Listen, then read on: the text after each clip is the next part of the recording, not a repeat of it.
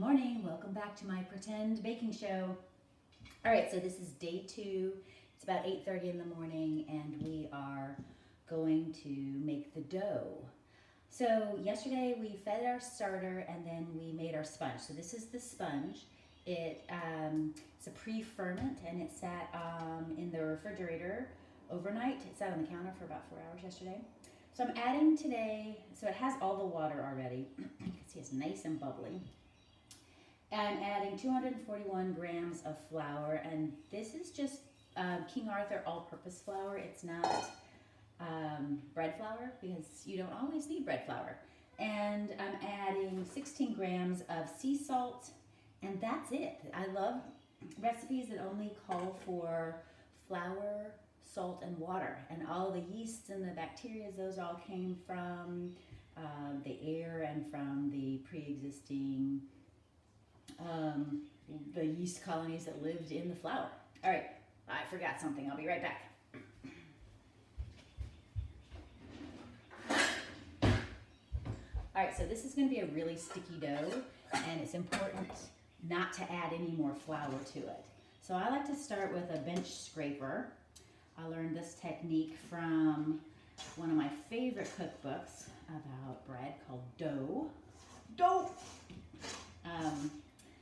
It's Richard somebody or another. But he says, don't get your fingers all in it yet because, you know, if you get a phone call, your hands are going to be dirty. Because in a minute, our hands are going to be dirty.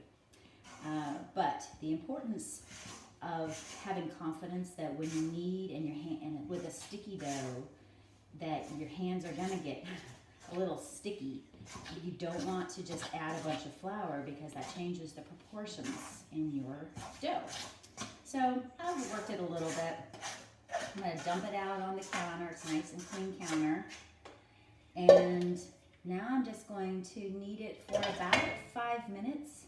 And our goal right now is just to get all the flour incorporated. And this is the fun part, you guys. This is why I love making bread. It's just like playing with Play-Doh. It's very sticky at this stage, but you don't have to worry about it. You should just have some fun with it. My technique at this stage is just called play. Don't worry too much. It is helpful to have a bench scraper because you know, you can sort of keep it all together. But it's just about just playing around with it, getting all the flour incorporated. As you work the dough, it becomes less sticky because the gluten develops, and as it develops, it sticks to itself rather than to our hands. So you just have to have confidence that it will become less sticky as you work it. So don't worry about it.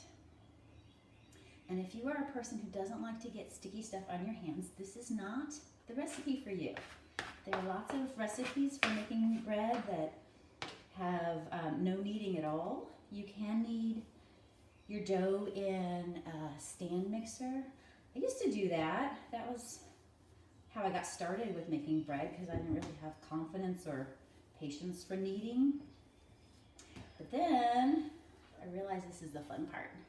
So, there's a guest appearance by the cat. Jabby, go. Yeah, this is not going to meet health department standards. It's all good. This is why it's a pretend baking show. So you'll see already the dough is starting to take some shape. It's still pretty sticky, but I'm not adding any flour. It's not sticking to the counter. It's absorbed all the flour. And really we're just going to knead it for 5 minutes initially, just to take some of the stickiness out, just to start to get the gluten to develop, and then we're actually going to let it rest. I'm going to stick it on the counter, put a lid on it, let it rest for about 20 minutes. That lets it fully hydrate all the additional flour that we've just put in. By the way, this is going to make 2 loaves, 2 really beautiful boules, as they call them in French. Just 2 big loaves. So you'll see it. See, it's not even that sticky anymore. Still, I haven't gotten this worked, but I'm not worried about it. I'm going to just wash that off my hands. So you can see already, this is the part I love. Feels so nice. Oh, I should mention, I took the dough out of or it wasn't the dough, it was the pre-ferment, the sponge. I took that out of the refrigerator about an hour ago because I wanted to let it warm up a little bit before I started to knead it. One of my favorite books, another one, is called The Bread Bible. And in reading that, she talks a lot about what temperature your dough should be as you are working it to give you the optimal textures. And honestly, it's a lot of information. The book is about 700 pages. So I have not figured all that out. But what I did figure out is it is helpful to get it out of the refrigerator about an hour before I want to knead it. It takes the chill off, and then also the gluten isn't quite so bound up. All right, so this is actually about right.